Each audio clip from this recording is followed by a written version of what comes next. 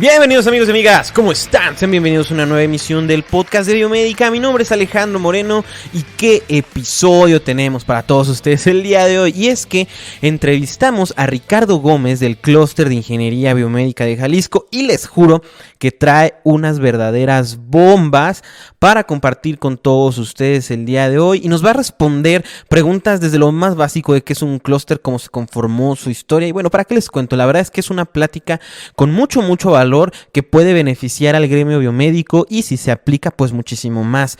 Yo creo que la plática que hicimos con Ricardo Gómez es una plática que puede trascender bastante, de modo que podamos unir a esta bonita comunidad de ingeniería biomédica, ya que al día de hoy, siendo muy sinceros, estamos muy dispersos y parte de los objetivos que tiene este podcast es poder unir a todo el gremio. Pero bueno, yo ya no les voy a quitar más tiempo, así que, sin más preámbulo, Ali, córrela, por favor. Ricardo, mucho gusto, ¿cómo estás? Hola Alex, buenas tardes, bien, ¿y tú? Muy bien, aquí emocionados por esta entrevista para el director del Clúster de Jalisco. Oye, para todos los que no te conocen, ¿quién es Ricardo Gómez y por qué deberíamos de escucharte? Bueno, pues mira, como bien comentas, yo soy Ricardo Gómez, soy el director actualmente del Clúster de Ingeniería Biomédica de Jalisco. Y bueno, soy un simple mortal, soy igual que todos. Mi formación soy ingeniero biomédico y pues, he tenido la oportunidad de completar mis estudios de otra manera. También tengo licenciatura en filosofía, que complementa muy padre con ingeniería biomédica. Recién concluí el año pasado una maestría en la UDG en Dirección y Desarrollo de la Innovación y actualmente me encuentro estudiando el doctorado en bioética. Oye, qué Y interesante, ¿eh? sí, está muy padre la verdad porque creo que la formación que he tenido la he podido llevar muy de la mano con lo profesional, con lo que trabajo, con lo que realizo en mi día a día y pues se ha complementado. Oye, me causa mucha intriga saber en qué momento te pasaste o hiciste ese match entre biomédica y filosofía. ¿Puedes contarnos un poquito más acerca de esto? Sí, mira, en realidad lo que comenzó primero fue la filosofía. Yo estudié primero filosofía y después ingeniería biomédica. Y la razón del cambio es porque ambas me gustan, pero filosofía me apasiona de un modo distinto. Es como un amor más profundo. Y lo que pasa es que cuando voy concluyendo ya la filosofía, me doy cuenta que en México, y no sé si en todo el mundo, pero en México principalmente, pues no hay mucho campo laboral en la parte de filosofía. Y la verdad es que si no se dedica uno a la investigación filosófica o en una universidad, ya sea en investigación o dar clases, no hay mucho campo de acción. Porque también para mí la filosofía se había vuelto, es algo padrísimo, algo apasionante, pero se volvió prácticamente una herramienta. Por ponerte un ejemplo, son como las matemáticas, es como si uno estudia literal licenciatura en matemáticas, padrísimo, pero el campo laboral no es que sea muy práctico. Al ser una ciencia, digamos, base, se vuelve más bien útil, de modo que, por ejemplo, una ingeniería sin matemáticas no tiene sentido y necesitas de las matemáticas es una herramienta, digamos, en la ingeniería. Del mismo modo, yo creo que la filosofía se volvió para mí una herramienta para el pensamiento, una herramienta para cuestionarme, para pensar, para reflexionar. Entonces, no tenía ya tanto un campo profesional, sino un campo, o sea, el campo era todo lo que yo quisiera hacer. Entonces, cuando me di cuenta de eso, es que decidí cambiar mi ingeniería biomédica. Y no me la saqué de la manga siempre desde mis estudios de preparatoria, cuando uno se cuestiona y en la preparatoria en la que estudié nos separaban en áreas en las que uno quisiera orientarse. La parte de ingeniería siempre había sido una de las que más me llamaba la atención, siempre me ha gustado mucho la tecnología, la ciencia, entonces no me costó mucho trabajo elegir ingeniería biomédica. Oye, ahorita que comentas esta parte que ahora la filosofía es una herramienta para ti, ¿cómo es que estas formaciones se complementan para Ricardo mutuamente? Es decir, filosofía y biomédica. Bueno, es que la filosofía para mí es cuestionarse. O sea, la filosofía por definición es ir a buscar causas, no se dice causas últimas, pero es preguntarse.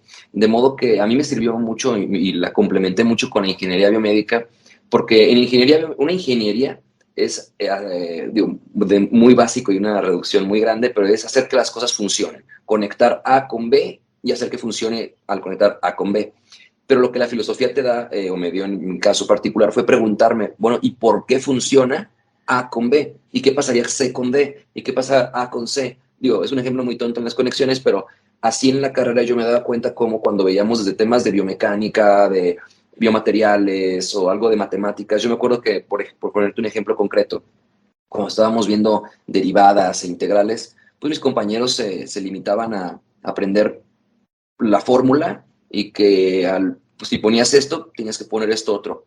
Y ya, y sacaban 10 en su examen porque eso era lo que tenían que hacer. Eran buenos ingenieros. Sin embargo, a mí me causaba mucho ruido la formación en ingeniería biomédica porque yo decía, no, o sea, sí, yo quiero saber cómo hacerlo, pero quiero entender que cuando decimos una integral, ¿qué es una integral? ¿De qué estoy hablando? ¿Por qué tengo que seguir esta fórmula? ¿Por qué no otra?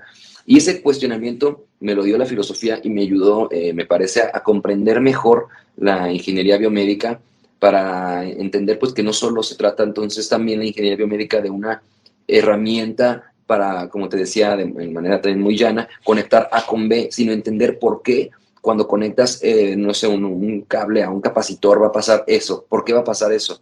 ¿Qué proceso sucede en el capacitor o qué proceso sucede con la resistencia, etcétera? Oye, qué interesante.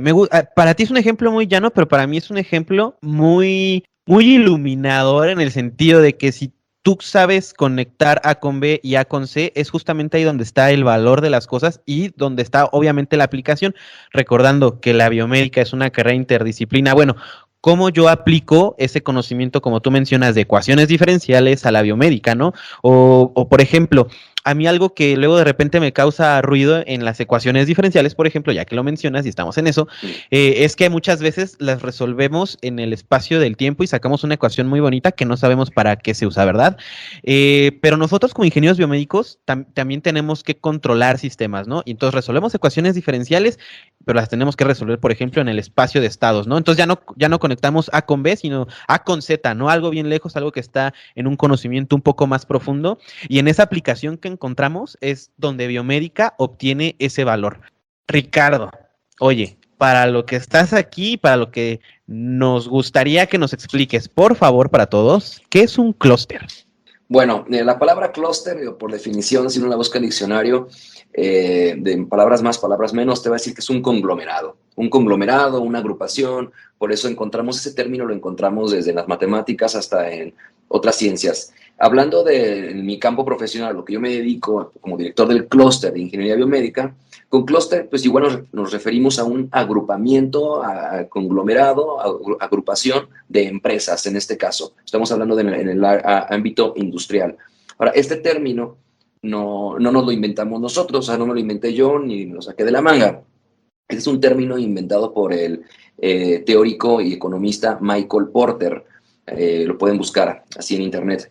Este teórico economista saca la teoría de que las empresas, digo, palabras más, palabras menos, nuevamente, de que las empresas cuando se juntan para trabajar en equipo, aún siendo competencia, mejoran su competitividad. La competitividad entendida, o sea, no solo como vendo más, sino vendo más a un menor costo para mí, soy más eficiente como empresa y desde un punto de vista positivo, si yo como empresa vendo más a un menor costo y estoy creciendo, pues voy a contratar más gente y voy a contratar gente más capacitada y voy a requerir contactos en más países y se hace como una bola de nieve de crecimiento y mejora para las personas. Un clúster está pensado desde una perspectiva económica, pero también muy humana, de mejorar la condición de vida de una sociedad.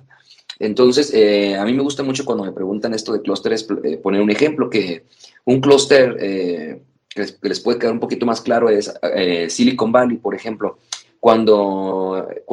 Hace muchos años, cuando recién comenzaron las computadoras en Estados Unidos, pues las principales compañías que vendían computadoras, pienso, no sé, en IBM, en HP, en mejor Microsoft, pues se peleaban por vender la única computadora que se vendía en todo el estado, en la única universidad que la compraba.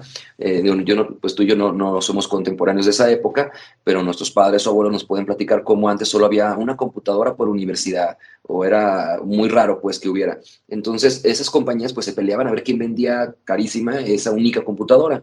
Entonces esas compañías con esa teoría pues se dieron cuenta de que en vez de, siendo ellos competencia, en vez de pelearse para ver quién vendía esa única computadora, podían juntarse, trabajar en equipo, junto con gobierno también, junto con las universidades, para, digamos, desarrollar el mercado. ¿Esto qué es? Puede hacer campañas publicitarias, de capacitación, para que la gente entendiera, conociera y viera que la computadora no era solo exclusiva de una universidad.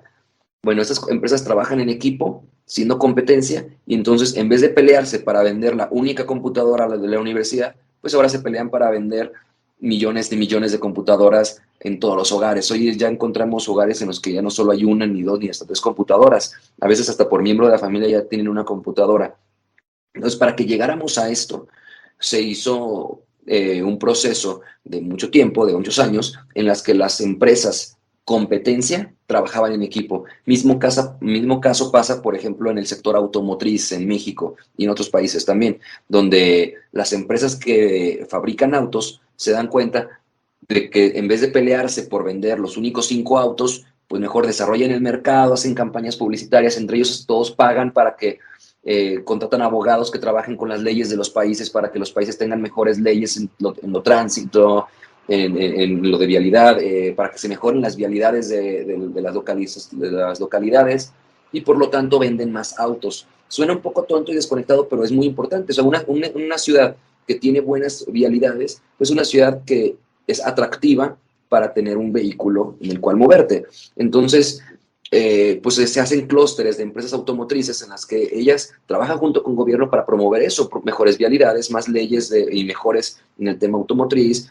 con aseguradoras para traer aseguradoras a esa localidad y que se pueda vender autos, hacen campañas, no sé, de marketing, van a las escuelas y hacen rallies o hacen concursos de autos para llamar la atención, etcétera. Eso es todo, o sea, hay mil actividades que puede hacer un clúster, pero en esencia digamos que es empresas de un mismo sector que a veces son competencia, se juntan para desarrollar el mercado y crecer.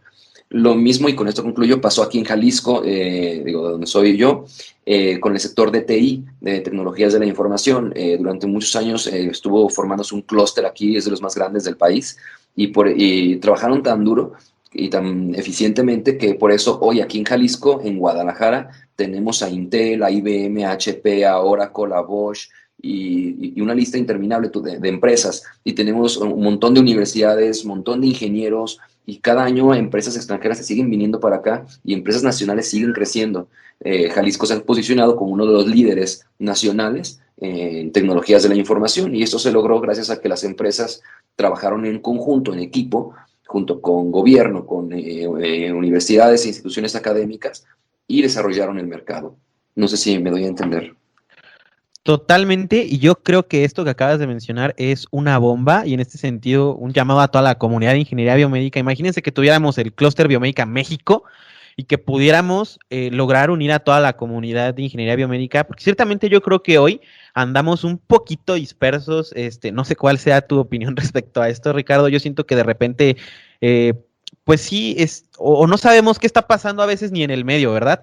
Y en este sentido, así como tú describes el poder y el alcance que puede tener un clúster, yo me imagino que si tuviéramos esa alianza, de modo que la competencia, entre comillas, se reduzca, podríamos hacer crecer más el gremio, incluso podríamos tener ese reconocimiento que hoy no tenemos como comunidad de ingeniería biomédica. Otra pregunta que tengo para ti, Ricardo, ¿cómo nació el clúster de ingeniería biomédica de Jalisco? Probablemente esto nos pueda servir para llevar esto pues a nivel nacional. Claro, de hecho es la intención. Mira, el clúster de ingeniería biomédica de Jalisco nace como una iniciativa de la Sociedad Mexicana de Ingeniería Biomédica, de la SOMIB. Y nace porque conocerán la sociedad, esa sociedad realiza congresos, ya tenía muchos años realizando congresos. Y no sé bien en qué año, pero hace yo creo que unos 10 años, no sé, no tengo idea exactamente del dato, comienzan a invitar a empresas, sus congresos eran, pues y siguen siendo académicos de naturaleza, pero comienzan a invitar empresas y hacer un pedazo de exposición, un piso de exposición para empresas. Lo que sucede es que esas empresas, pues alzan la voz y le dicen a la Sociedad Mexicana de Ingeniería Biomédica, pues algunas empresas les dicen que está muy padre lo que la sociedad está haciendo a nivel nacional, pero que no, así como la sociedad, la SOMIP, trabajaba muy padre uniendo universidades, conectando, o sea, la SOMIP ya tenía años publicando su revista, haciendo su congreso académico en el que colaboraban universidades de todo el país y no sé, hacían hasta un encuentro de coordinadores de ingeniería biomédica de las diferentes universidades. Pues las empresas ven esta colaboración que existe entre universidades, entre profesionistas, y pues se les antoja algo así. Digo, sin ellos saberlo, pues lo que se les antojaba era un clúster. Entonces pues comentan el tema con los directivos de la SOMIP y por azares del destino, yo estaba en esa época, estaba yo empezando a ir a los congresos de la SOMIP, a conocer a los ingenieros biomédicos que estaban a cargo de la institución. Y yo en ese entonces trabajaba en el clúster de TI de Jalisco, en el clúster de tecnologías de la información, se llama IJALTI, Instituto Jalisciense de Tecnologías de la Información. Entonces, pues de ahí ya nomás fue pues un poco conectar. Yo tenía contacto con esos directivos de la SOMIP, ellos sabían que yo estaba en este clúster, cuando a ellos las empresas le hacen este requerimiento y yo me enteré, pues hubo ahí una conexión. Entonces, se platiqué con ellos, yo les platiqué lo que era un clúster, cómo trabajábamos aquí en Jalisco, vinieron aquí a Guadalajara el presidente, el vicepresidente, los recibí yo en el IJALTI, este Instituto Jalisciense de Tecnologías de la Información, es el clúster de TI aquí en Jalisco más importante, y pues donde yo laboraba, y los recibo. Ellos conocen, ven, y pues les gustó mucho, entonces hicimos ahí pues ahí nació, digamos que el nacimiento de la idea fue en 2015, eso sucedió en 2015, ahí nace la idea de hacer un clúster. Obviamente, pues solo por decir que uno quiere hacer un clúster, no se hace un clúster.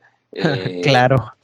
O sea, de hecho, como paréntesis o comentario al respecto de esto, aquí en Jalisco, justo en 2014 o 13 se dan cuenta de la importancia de los clústeres, entonces el gobierno de Jalisco, a través de la Secretaría de Innovación, Ciencia y Tecnología que tenemos aquí, empieza a destinar recurso a los clústeres, recurso económico, a través de convocatorias públicas empieza a dar dinero.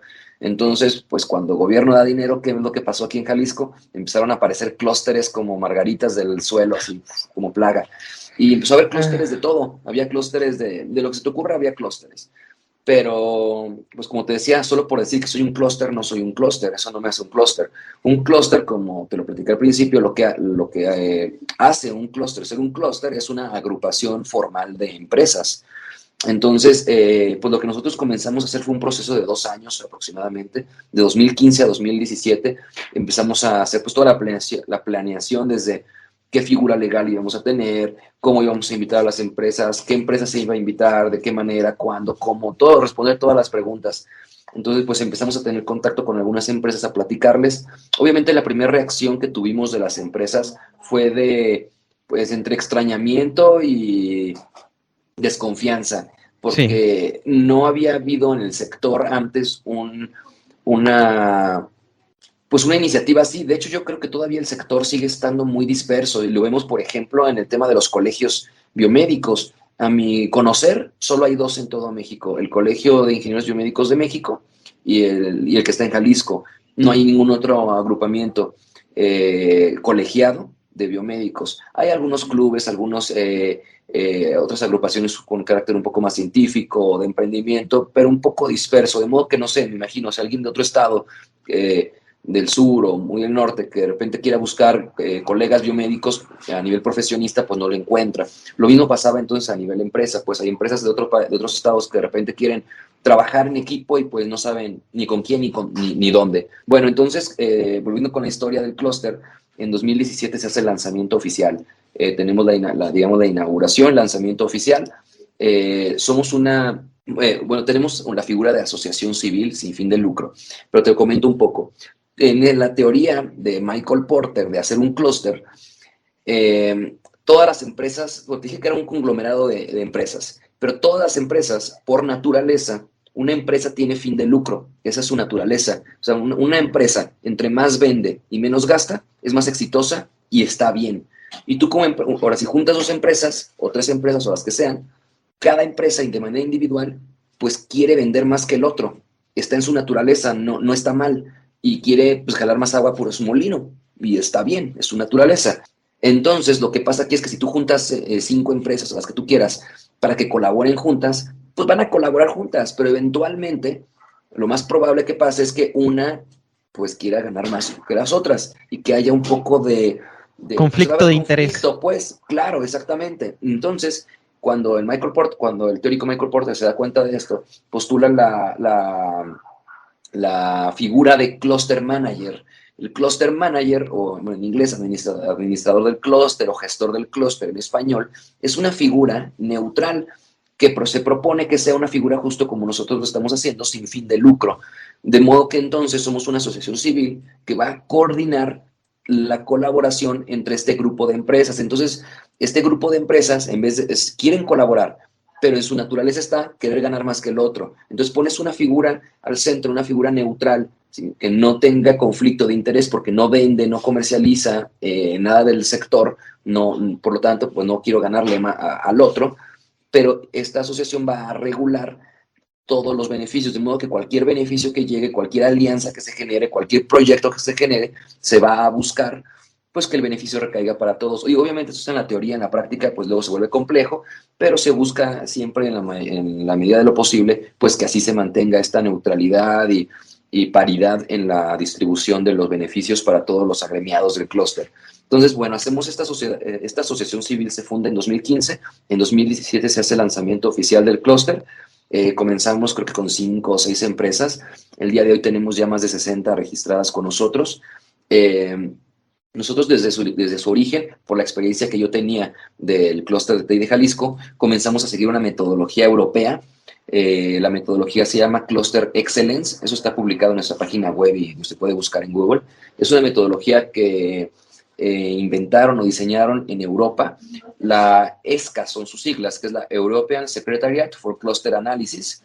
Ellos proponen esta metodología que se llama Cluster Excellence, que es una metodología, digamos, es una metodología de calidad, un estándar de calidad, como hablar de un ISO 9001, digamos, un estándar de calidad, donde te dice que cualquier clúster, seas del giro o sector que seas, si sigues estos pasos o cierta metodología, pues vas a impactar positivamente a tus socios aumentando su competitividad. Y tiene 3 niveles, bronce, plata y oro. Bueno, nosotros desde nuestro origen comenzamos a trabajar en esa metodología. Esa metodología te marca 8 plataformas o prioridades en las que se deben de trabajar, como el emprendimiento, la capacitación, la promoción de tus empresas al extranjero, mejorar la parte de leyes y regulatoria, etcétera. Eso también se puede encontrar en internet, en nuestra página web.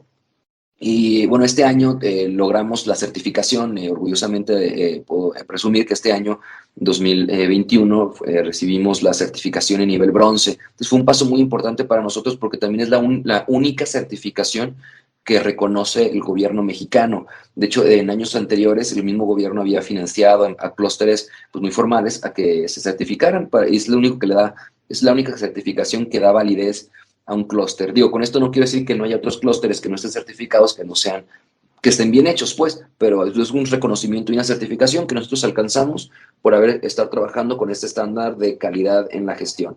Y pues bueno, fue un proceso de años, su origen, entonces pues así se remonta a 2015, su inicio de pláticas, y el iniciador, digamos, que es la Sociedad Mexicana de Ingeniería Biomédica. Y con esto, pues a hueco de lo que comentabas, de que sería padrísimo hacerlo a nivel nacional. Y pues yo creo que esa es la perspectiva, tanto de mi parte como de la SOMIB. La perspectiva es hacer polos regionales, clústeres regionales y estar trabajando bajo una Una perspectiva métrica, nacional. ¿no? Claro. Sí, sobre una línea, así como tú lo decías que esto está, primero muchas felicidades por esta certificación que obtuvo el clúster. Yo creo que esto es un logro importante, una para el clúster de Jalisco y otra para la ingeniería biomédica, de modo de que esto marca una pauta de que se puede hacer una diferencia en varios estados. Si ya se logró ahí en Guadalajara, pues seguramente se va a poder lograr en Baja California, o por ejemplo, me imagino, creo ya están un poco olvidados los estados del sur, Yucatán, Quintana Roo, la verdad, no sé qué onda con ingeniería biomédica ya. No, no me llegan casi noticias. Estaría bien que algo de esto se trabajara por allá. A lo mejor, pues sí, empezar a trabajar en ese sentido con un pequeño clúster, una pequeña organización en los estados del sur, de modo de que pues podamos permear este mundo y estas cosas que pasan de ingeniería biomédica en esos estados. Una pregunta que quiero hacerte, Ricardo, de todas Sí. estas 60 alianzas aproximadamente que me comentas, ¿cuáles tú crees que son las más significativas para el clúster de estas alianzas que hoy tienen? Sí, mira, pues te decía que tenemos hoy 60 miembros registrados, son 60 empresas. Porque como te comenté, pues el clúster es esencialmente empresarial, es un clúster que no tiene empresas, no es un clúster. Puedes tener universidades o registradas o aliadas o gobierno o yo qué sé, cualquier cosa que no sean empresas, pero no eres un clúster si no tienes empresas. Y uno de los impactos más padres o de las cosas que se puede hacer para ayudar a un clúster es justo la conexión, la relación, las alianzas. Y nosotros ahorita tenemos, y podemos presumir, pues que tenemos ya muchas alianzas, además de con estas 60 empresas que están registradas, con otros organismos, principalmente académicos o de investigación, como algunos centros de investigación del CONACYT. Aquí en Jalisco tenemos dos particularmente, el CIATEG y el CIATECU. El primero, el CIATEG, creo que es Centro de Investigación y Asistencia Tecnológica del Estado de Jalisco, creo que ese es su nombre, sus siglas es CIATEG, es un centro de CONACYT, pero tiene unas capacidades excepcionales en todo el tema biotecnológico, regulatorio, en el ámbito farmacéutico, de patentes o insumos para la salud. Y el CIATECU, que es otro centro de investigación, no me sé bien su nombre completo, y tiene una experiencia muy padre en todo el ámbito de electrónica, sensores, biomateriales. Entonces, está padrísimo porque es algo que nos hemos dado cuenta que hace falta en México es la alianza y conecte entre los actores del ecosistema. Te lo platico un poquito más y lo desarrollo. Nos dimos cuenta que muy a nuestro pesar, bueno, cuando comenzamos a hacer el clúster, para tú hacer un clúster, pues tienes que saber como te dije que es empresarial, pues tienes que saber qué empresas están. O sea, cuando hablamos de industria biomédica de México, o de Jalisco, pues en el caso de nosotros, pero cuando hablas de industria biomédica de México, ¿de qué estás hablando? O sea, ¿es una empresa o son 1,000 millones de empresas? ¿Son 5? ¿Son pequeñas? ¿Son grandes? ¿Venden? ¿Fabrican? ¿Innovan? ¿Qué hacen? O sea, ¿qué hacen? ¿Cuántas hay? Etcétera. Entonces comenzamos nosotros a hacer este estudio a nivel tanto nacional como Jalisco, obviamente más profundo a nivel Jalisco, pero lo que nos encontramos es con una realidad que nos llamó mucho la atención, pues nos impactó. Nos dimos cuenta, creemos que este es el escenario a nivel nacional, nos dimos cuenta que más del 80% de las empresas en todo México de dispositivo médico se dedican a la comercialización, venta y mantenimiento de equipo médico. El más del 80%. Eso nos deja con un, digo, 20, si estoy siendo generoso, por ciento de empresas que se dedican a investigación, a desarrollo, a fabricación, pero el grueso y la gran mayoría de las empresas de dispositivo médico en México no innovan, no desarrollan, comercializan y luego comercializan extranjero, o sea, importan equipo extranjero y pues comercializan y se acabó. Así, Digo, la mucho pura de eso ciencia. tiene que ver con el dinero, que es Claro, claro. realmente, por eso se hace así. De hecho, es un problema muy complejo que justo nos pusimos a investigar. Dijimos, bueno, a ver, nos llama mucho la atención porque en otros sectores, como por ejemplo el de TI, de tecnologías de la información, es un sector muy próspero en todo México. Digo, en Jalisco mucho, pero en todo México. De modo que, por ponerte el ejemplo de Jalisco, tenemos un sinfín de startups, de emprendedores y las mismas empresas grandes internacionales que se han venido aquí a México, a Guadalajara, no trajeron o sea, aquí no está la parte de manufactura de poco valor. Aquí en Jalisco, si tú vas en Intel, está el centro de desarrollo y de diseño, donde patentan y luego ya lo mandan a otros países a manufacturar. Pero aquí innovan y aquí desarrollan, o sea, aquí está el talento. En cambio, nos llama mucho la atención de que en México no, porque México es uno de los países que más universidades tiene de las que egresan ingenieros biomédicos. tenemos una cantidad, digo, no al nivel de informáticos o de gente de TI, pero sí tenemos una cantidad muy grande de ingenieros comparado con otros países de Latinoamérica. Tenemos, según el dato que me dio la SOMI, más de 50 universidades en México de las que egresan ingenieros biomédicos. Digo, más o menos ingenieros de cada una de ellas, pero son muchísimos. Y son ingenieros biomédicos que salen con capacidades padrísimas de programación, de electrónica, en biomateriales, en bioseñales, en bioimágenes, que pueden hacer un buen de cosas. Y la triste realidad es que salen y en todo México, o sea, uno busca trabajo de ingeniero biomédico y no hay casi, no digo que no haya de desarrollo, pero casi no hay. Y donde sí hay es, pues, en el hospital X o Y de mantenimiento o en la empresa X o Y dando mantenimiento o venta. Lo que más hay es venta. Y Sí. claro que se da eso, digo, claro que tiene un factor económico porque sale, pues es más barato traer el equipo que ya tiene FDA, entonces inclusive ya me dan todos los documentos para tramitar aquí el registro sanitario, si yo no tengo que hacer ninguna prueba, no tengo que hacer nada porque el fabricante de X país ya lo hizo, ya no me dan la documentación y, y si ya tiene FDA, pues prácticamente es muy fácil sacar ya, digo, relativamente, pues el registro sanitario se obtiene aquí y se comercializa, pues el riesgo, digamos, es mínimo contra el de innovar y el de desarrollar. Entonces, bueno, nos dimos a la tarea de, cuando nos descubrimos esta realidad, nos dimos a la tarea de investigar por qué, o sea, por qué tenemos esta realidad, por qué no se innova, por qué no se desarrolla, y nos encontramos con varios problemas. Uno de los principales compete a la pregunta que me hiciste, es la alianza, las alianzas. Nos dimos cuenta que en el ecosistema está todo muy perdido, muy desperdigado, nadie sabe quién está ahí. Nos hemos topado, por ejemplo, con empresas que quieren, no sé, un startup que está haciendo, no sé, un brazo robótico y quieren hacer su prototipo, entonces necesitan una impresora 3D y lo primero que se les ocurre es, pues, comprar una impresora 3D y quieren una muy buena que cueste, no sé, 300,000 o medio millón y pues no pueden hacer ese gasto o tienen que ahorrar o compran una barata, pero luego les provoca hasta más problema y no saben cómo salir de ese problema de necesito una impresora 3D. Entonces nos hemos dado cuenta que pues no necesitan comprarla. O sea, hay universidades que ya tienen impresoras 3D, hay centros de investigación que ya tienen impresoras 3D, hay empresas que ya las tienen.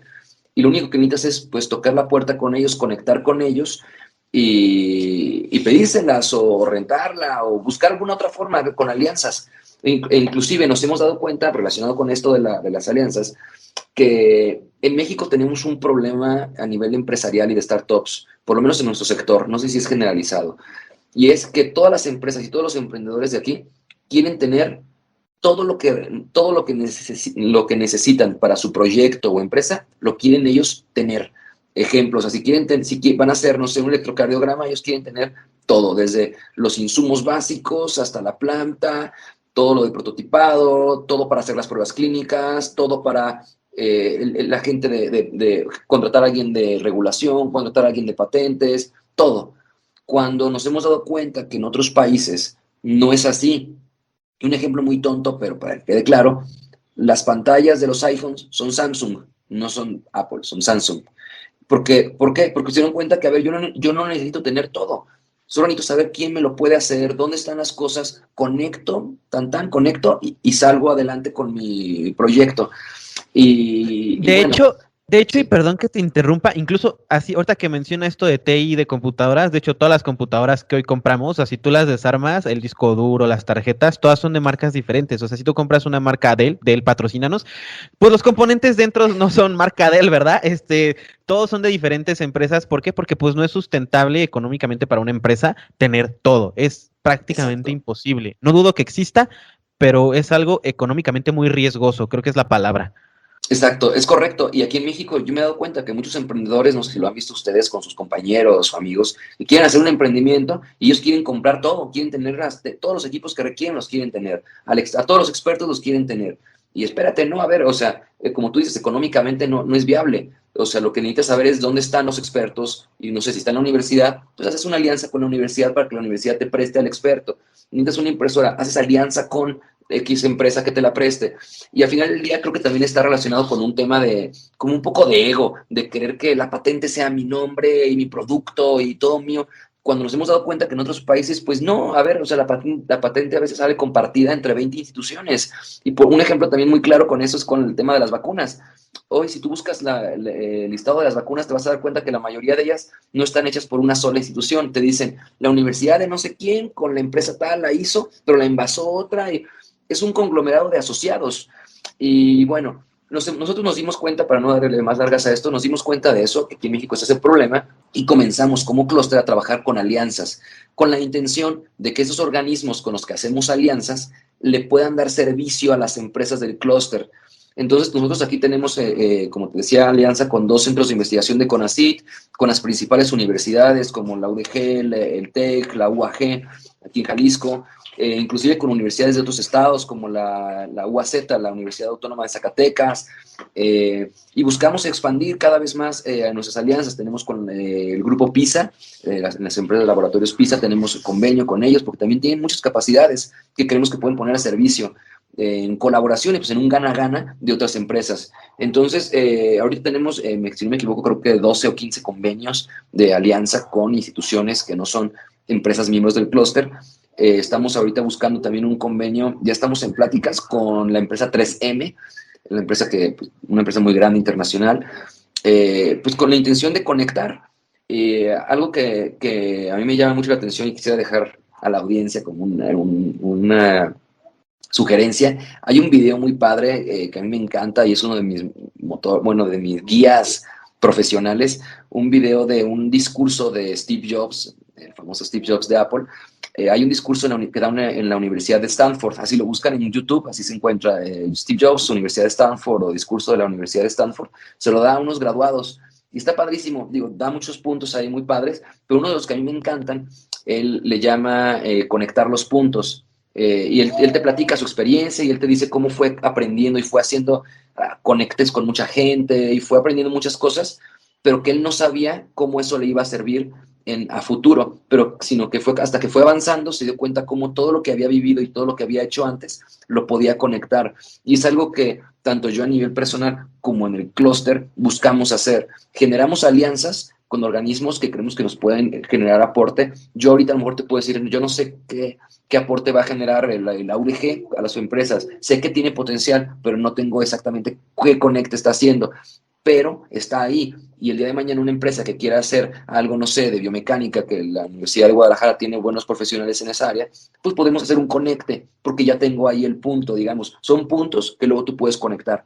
Entonces, para nosotros las alianzas, y con esto concluyo esta parte de la pregunta pues sobre las alianzas, para el clúster es muy importante generar alianzas, porque un clúster sin alianzas, pues entonces otra vez no tiene sentido, aunque tuvieras empresas, porque las alianzas es lo que te permite sumar valor a lo que una empresa ya tiene y te das cuenta de lo que no tiene y esas alianzas le dan eso que no tiene a las empresas.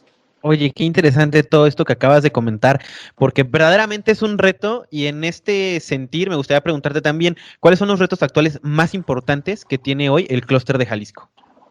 Bien, ya respondí un poco parcialmente Sí, la claro. pregunta con lo anterior. Yo creo que el principal reto que tenemos ahorita es convertir a la industria bueno, cambiar un poco la tendencia en la industria para reconvertirla o transformarla de una industria que se dedica a la venta, comercialización y mantenimiento a una industria que se dedique a la innovación. Yo creo que ese es el reto más grande que tenemos. Y no es un reto descabellado porque es algo que podemos hacer, porque tenemos el potencial, o sea, pregúntale al ingeniero biomédico de cualquier universidad y del país, y todos tenemos de repente una línea, cada universidad tiene una línea más cargada hacia un lado o hacia otro, pero todos tienen la capacidad de fabricarte un dispositivo médico porque lo ven en la carrera. Y a lo mejor les faltará X cosa de conocimiento, pero todos tienen conocimiento de electrónica, de programación, aunque sea básica, de algo de anatomía o de biomecánica, de biomateriales, de bioseñales que pueden conectar. Entonces, creemos que en México tenemos el potencial, el talento, la tecnología. Tampoco es como que no tengamos la tecnología, o sea, otros sectores la utilizan, solo nosotros no. Pero creemos que tenemos el potencial para sí ser innovadores. Entonces, hablando de la industria, el reto, tanto en Jalisco como en México, el reto yo creo que es ese. ¿Cómo hacemos que en México se vuelva un líder en innovación y desarrollo de dispositivos médicos? Excelente. Oye, también estoy seguro que ya contestaste parcialmente esta segunda pregunta. ¿Cómo impacta hoy tu labor directamente en hacer un mejor sistema de salud, tanto público como privado? Bien, mira, a nivel personal, pues siempre busco generar conecte con todos los actores del ecosistema, porque nos hemos dado cuenta, digo, valga la redundancia con el término, que todo está conectado. O sea, que lo que hace el hospital está conectado con los fabricantes, con los de mantenimiento, que está conectado con las universidades, que está conectado con la legislación, la normatividad, lo regulatorio, inclusive hasta con el reconocimiento del ingeniero biomédico en la Ley General de Salud. Todo está conectado en el ecosistema. Entonces, si tú trabajas, en este caso yo, si yo trabajo con los hospitales, estoy impactando el ecosistema. Si yo me acerco a los diputados que están trabajando en el tema de salud, estoy impactando en el ecosistema, porque siempre buscamos pues, generar esa conexión entre todos los actores para generar un ecosistema más propicio. Obviamente esto que hago a nivel personal, pues lo hago también como clúster, lo hacemos como un clúster. Como organización lo que buscamos es o sea, si en pocas palabras tuviera que decir cómo hacemos para mejorar el sistema de salud, lo que hacemos es crear mejores condiciones en el entorno. Digo, suena un poco ambiguo, pero generar mejores condiciones. ¿Cómo generamos mejores condiciones? Te pongo algunos ejemplos de actividades que hemos hecho. Hemos trabajado con algunas universidades para que sus planes de estudio de ingeniería biomédica estén mejores adecuados a la demanda de la industria que está innovando y fabricando, de modo que los egresados tengan mejores oportunidades para encontrar un trabajo en estas empresas, porque sus perfiles con los que salgan van a ser los que la industria está demandando. Entonces, puede ser algo muy simple, pero ya es un trabajo que se hace e impacta en, pues, mejoramos el entorno, porque creamos mejores condiciones para las empresas, para que puedan contratar a mejores profesionistas, y viceversa, a los profesionistas para que puedan encontrar trabajo. Otro ejemplo, ahora que comenzó, que hace ya un año, que empezó lo de la pandemia, en todo México, tuviste que empezaron a surgir muchos proyectos que para hacer ventiladores y proyectos de dispositivos médicos para atender o mitigar pues, lo del COVID-19. Lo que pasó es que, por lo menos en Jalisco, lo que nos dimos cuenta es que muchos de estos proyectos, muy bien intencionados, pero no tenían ni idea de lo que se estaban metiendo, sobre todo en el tema regulatorio. No, o sea, creían que hacer un ventilador era hacer algo que te aventara aire y se acabó, pero no tenían en cuenta, inclusive con los parámetros, si tú quieres, pero no sabían que pues, había que hacer pruebas clínicas y no sabían que había que tener un registro sanitario. Entonces, no, de hecho, en ese sentido, tengo yo entendido que estos dos ventiladores que sacó el gobierno de México no tienen como tal el registro sanitario, tienen una autorización sanitaria. Puede que me equivoque, pero creo que sí es verdad así, ¿no? Porque pues, el registro toma mucho tiempo y aparte en ese sentido es otro reto aquí en México que hay que cambiar porque es muy, muy, muy manual el obtener un registro sanitario ante la COFEPRIS. Incluso estaba platicando yo con la presidenta del Colegio de Ingenieros Biomédicos y me dijo que en su momento ya le tocó capacitar a Colombia y ahora Colombia es el modelo a seguir en ese sentido, ¿no? Y ahora todos los países tienen este proceso digital y nosotros que capacitamos, pues ahora nada más nos quedamos así viendo qué está pasando. es correcto. No, completamente de acuerdo. Sí, de hecho, qué bueno que lo comentes, porque es uno de los, así como comenté que uno de los principales problemas es pues el conecte y el saber quién está. Yo creo que el segundo problema más importante del sector es lo regulatorio, desde el desconocimiento hasta pues lo complicado, lo burocrático y lo poco amigable que es el proceso aquí en México. Y bueno, volviendo al ejemplo de cómo impactamos en el sistema de salud cuando sucede esto de la pandemia y que empiezan a surgir proyectos, ¿no? Y que nos damos cuenta nosotros que muchas empresas del clúster estaban queriéndose meter en hacer algo para el COVID-19, pues abrimos un diplomado que el gobierno de Jalisco nos financió. Abrimos un diplomado para regulación, un diplomado en regulación sanitaria, donde vimos todo lo de registro sanitario, normas 240, 241 y hasta la ISO 13485, buenas prácticas. Y estuvo muy padre porque tuvo mucha respuesta de las mismas empresas del clúster que estaban fabricando algo. De hecho, el gobierno de Jalisco, y como te digo que trabajamos mucho en mancuerna con el gobierno, con las universidades, el mismo gobierno de Jalisco había sacado una convocatoria, un programa de apoyo a empresas que quisieran hacer algo para COVID. Y bueno, entonces lo que pasó es que las empresas que sí apoyó el gobierno nos las mandaron a que se capacitaran con nosotros. Entonces, pues estuvo muy padre la sinergia que se hizo ahí con gobierno, con empresas, para atender este problema. Entonces, bueno, este tipo de actividades son las que hacemos nosotros para impactar en mejorar el sistema de salud, sabiendo que si hacemos que las empresas mejoren, pues va a mejorar el servicio último para el usuario, porque sabemos que todo el dispositivo médico que tiene como usuario final, pues digo, sí, la intermediario, la institución, intermediario el médico, la enfermera o el ingeniero médico que lo opere, pero usuario final, pues es la persona que va a estar conectada al ventilador o que va a estar conectada al monitor de signos vitales o que va a recibir, no sé, las descargas del desfibrilador o lo que sea. Entonces, pues eso hacemos. Y no quería dejar de lado lo regulatorio porque sí es un tema muy de los más escabrosos en México.